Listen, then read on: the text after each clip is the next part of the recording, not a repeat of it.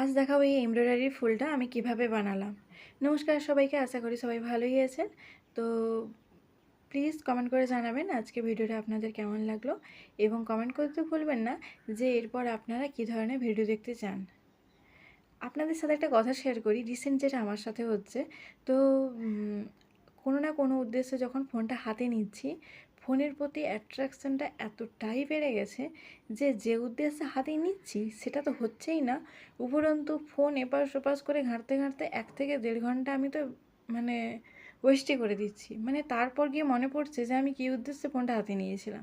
মানে ফোনের প্রতি অ্যাট্রাকশানটা আমার এতটাই বেড়ে গেছে।